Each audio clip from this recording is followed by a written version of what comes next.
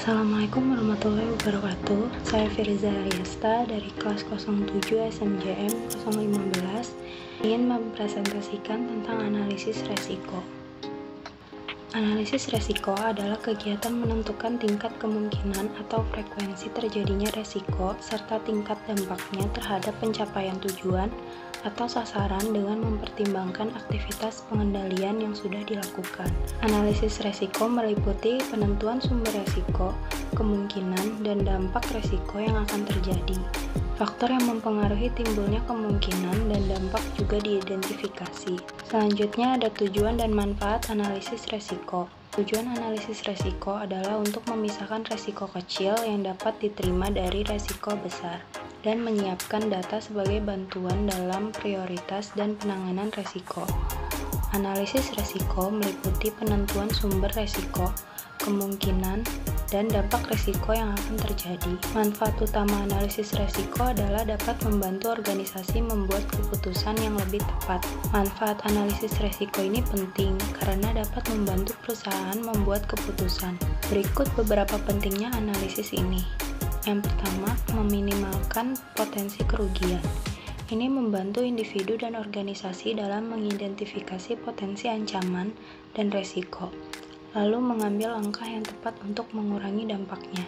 Ini juga membantu mencegah atau mengurangi kerugian yang dapat terjadi jika resiko ini tidak diidentifikasi dan dikurangi. Yang kedua, pengambilan keputusan yang lebih baik.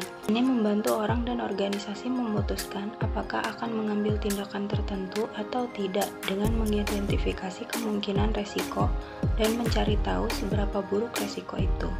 Ini juga dapat membantu orang menghindari kesalahan yang menghabiskan banyak uang dan membuat keputusan yang lebih baik secara keseluruhan. Yang ketiga, meningkatkan kelangsungan usaha. Mengidentifikasi dan memitigasi resiko dapat membantu bisnis bertahan dari kejadian dan bencana yang tidak terduga.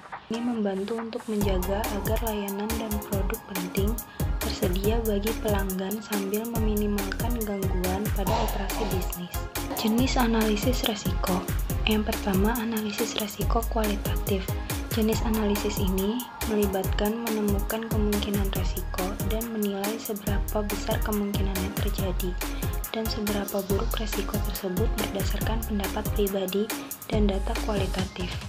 Tidak ada pengukuran kuantitatif atau analisis statistik yang terlibat. Yang kedua, analisis resiko kuantitatif. Dalam jenis ini, matematika dan statistik digunakan untuk mengetahui seberapa besar kemungkinan suatu resiko dan seberapa buruknya jika itu terjadi. Biasanya mencakup pengumpulan dan analisis data dalam jumlah besar untuk membuat prediksi yang lebih akurat tentang kemungkinan dan dampak dari berbagai jenis resiko. Yang ketiga, analisis ancaman. Jenis analisis ini berkaitan dengan mengidentifikasi dan mengevaluasi potensi ancaman seperti serangan dunia maya, terorisme, dan pencurian. Ini membantu organisasi dalam mengembangkan strategi untuk mencegah atau meminimalkan resiko aset mereka. Yang keempat, analisis akar penyebab. Analisis akar penyebab adalah jenis analisis resiko yang digunakan untuk menentukan penyebab masalah atau masalah. Teknik ini sering digunakan dalam manufaktur dan kontrol kualitas. Ini juga membantu organisasi dalam mengidentifikasi dan memperbaiki akar penyebab masalah untuk mencegahnya terulang kembali. Yang terakhir ada analisis penilaian kebutuhan. Analisis penilaian kebutuhan adalah cara langkah demi langkah untuk menentukan apa yang dibutuhkan seseorang atau kelompok. Jenis analisis ini digunakan untuk mengidentifikasi kesenjangan layanan dan dukungan. Survei, wawancara, dan kelompok fokus semuanya dapat digunakan untuk menilai kebutuhan. Selanjutnya ada metode analisis resiko. Yang pertama, evaluasi dasi kupu-kupu. Metode analisis resiko kualitatif ini membantu menemukan resiko proyek, dari mana asalnya, dan bagaimana pengaruhnya terhadap proyek. Sebelum mempertimbangkan dari mana datangnya resiko, apa artinya, dan bagaimana menghadapinya, manajer proyek harus terlebih dahulu mengidentifikasi resiko yang dapat memengaruhi proyek. Ini adalah metode fleksibel yang dapat digunakan di bidang apapun. Yang kedua, matriks analisis resiko.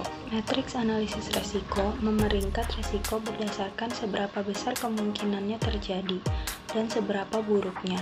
Ini adalah cara untuk melihat resiko secara kualitatif. Tujuannya adalah untuk membantu manajer mengklasifikasikan resiko dan membuat rencana untuk mengurangi dampak atau kemungkinan ancaman.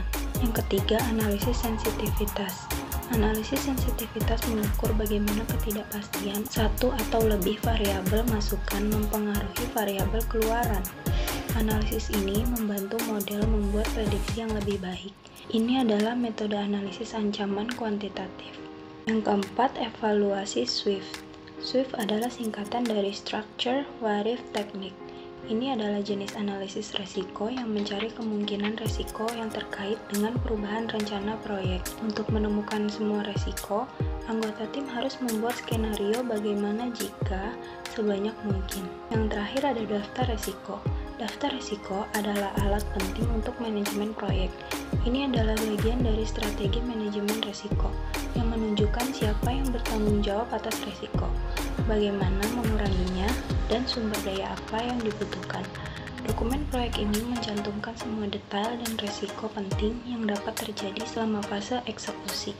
Langkah-langkah kunci dari proses analisis resiko. Analisis resiko dalam suatu proyek dapat memberikan dampak positif dan negatif.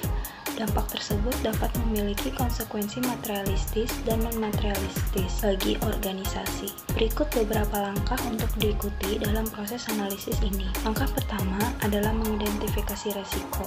Anggota tim harus mengumpulkan semua masukan yang akan digunakan dalam proyek dan mengenali hasil proyek serta sejumlah cara, seperti resiko yang terlibat dalam proses, dan lain-lain. Yang kedua, menganalisis resiko. Setelah mengidentifikasi resiko, penting untuk memahami dan mengevaluasi seberapa besar resiko tersebut, jenis resiko apa yang paling mungkin terjadi, dan seberapa besar resiko tersebut dapat merugikan organisasi. Yang ketiga, mengevaluasi resiko. Jenis analisis ini membantu Anda memperkirakan potensi resiko.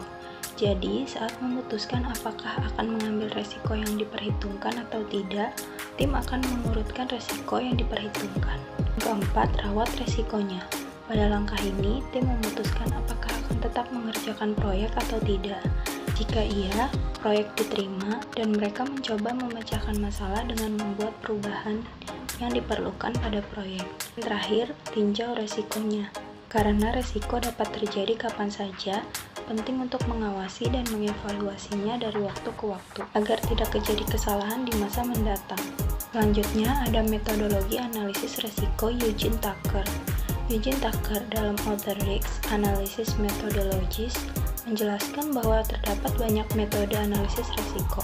Tucker menjabarkan beberapa metodologi analisis resiko yang salah satunya adalah Operational Risk Management atau ORM yang bisa diterapkan dalam menganalisis resiko bisnis. Operational Risk Management atau ORM merupakan sebuah sistem manajemen risiko berbasis teknis yang umumnya digunakan oleh lembaga administrasi penerbangan dan militer. Perangkat analisis ini dirancang untuk mengenali manfaat dan risiko cara kerja untuk menentukan arah terbaik dari satu tindakan yang diambil dalam situasi tertentu. Risiko yang diteliti itu dapat merupakan akibat dari proses yang tidak memadai atau gagal, dari orang, dari sistemnya sendiri, maupun dari kejadian-kejadian di luar sistem yang bersifat eksternal.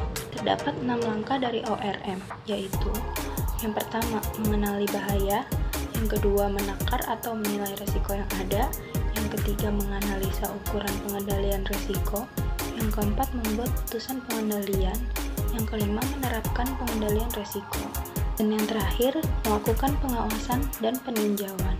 Sekian dari saya, terima kasih, kurang lebihnya mohon maaf. Wassalamualaikum warahmatullahi wabarakatuh.